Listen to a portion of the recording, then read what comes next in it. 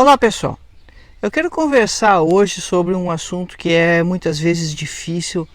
é muitas vezes pesado e que em algumas circunstâncias nós vamos ter que enfrentar isso no nosso consultório, na nossa prática, que é aquela situação de dar notícias ruins para os pacientes. Ninguém gosta de receber notícias ruins, ninguém gosta de dar notícias ruins para as pessoas, mas eventualmente os nossos diagnósticos eles não vão ser favoráveis do ponto de vista do que o paciente pode esperar para o futuro, e manifestar isso assim de uma maneira que seja clara, que não seja dramática, mas que seja também verdadeira e autêntica, é muito difícil. Se vocês forem procurar isso na literatura, muita gente estuda isso, vocês vão encontrar muitos artigos que tratam dessa situação, da melhor forma ou da melhor maneira de manifestar notícias ruins para as pessoas. Em alguns lugares, dependendo do recurso tecnológico que se dispõe no ambiente que a gente trabalha,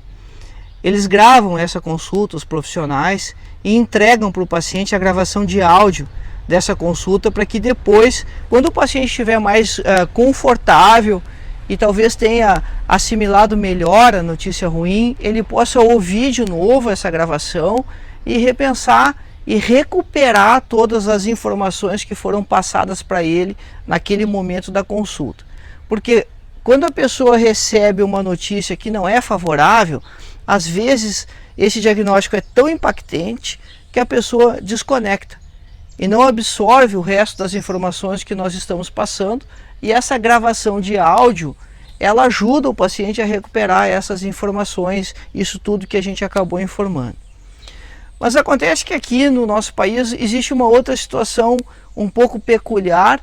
que o profissional da odonto não é o profissional que trata o paciente oncológico. E às vezes o paciente tem muitas dúvidas a respeito do tratamento, quando essa notícia ruim diz respeito a um tumor maligno, que a gente não pode responder, porque não somos nós que vamos tratar o paciente. A gente pode tirar as dúvidas, responder nesse sentido, mas não ao ponto de ser efetivo e determinar qual é a conduta que realmente vai ser assumida, porque isso vai caber a outro profissional. Vai ser o oncologista, o cirurgião de cabeça e pescoço, enfim, quem for fazer ou participar do tratamento definitivo do paciente, que vai poder responder essas perguntas com mais propriedade, com mais discernimento, porque é lá que as opções terapêuticas serão feitas. Então, como nós vamos assumir uma postura confiável, que dê segurança para o paciente, mas que também dê um conforto afetivo, espiritual, de maneira que a pessoa saia do consultório satisfeita com todas as suas dúvidas e de certa forma reconfortada,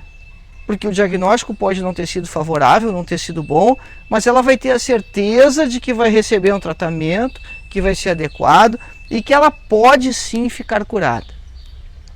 Bom, como eu disse anteriormente, na literatura existem muitas maneiras, muitas técnicas que são testadas dentro daquele conceito que a gente sempre descreve, assim, de ter evidência científica para um assunto que é tão íntimo, que é tão pessoal e que é tão emocional também. E aí, a situação que a gente acabou adotando, ou de certa forma a metodologia que nós empregamos para isso, é de dar essas comunicações e de conversar isso com o paciente da mesma maneira que a gente conversa as coisas com as crianças. Nós vamos respondendo de acordo com a curiosidade da pessoa, sem antecipar demais, porque socar muita informação ao mesmo tempo, num momento tão crítico, tão difícil, acaba não dando resultado, porque a pessoa não absorve aquilo. Então, a gente explica que o resultado do exame histopatológico ou do exame hematológico, ou seja, qual for o nosso diagnóstico conclusivo, ele não é bom, ele é grave, ele é ruim, mas que, por outro lado,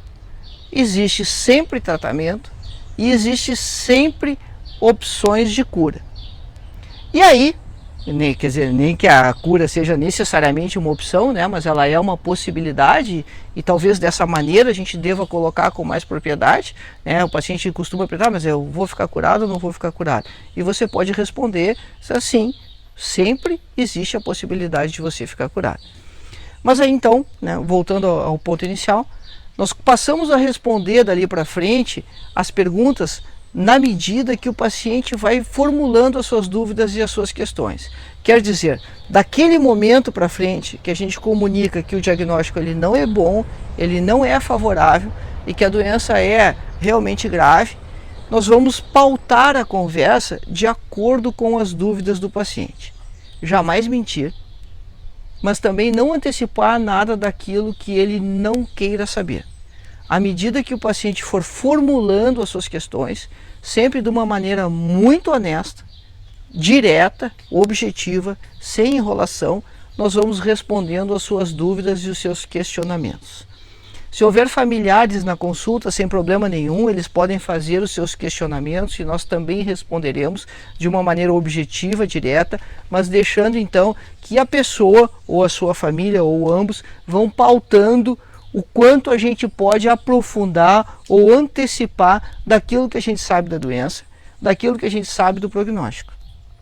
Haverá circunstâncias em que o paciente sairá da sala satisfeito com uma quantidade muito pequena de informação e o familiar retorna com mais perguntas. Sem problema nenhum, sentamos com o familiar e esclarecemos tudo.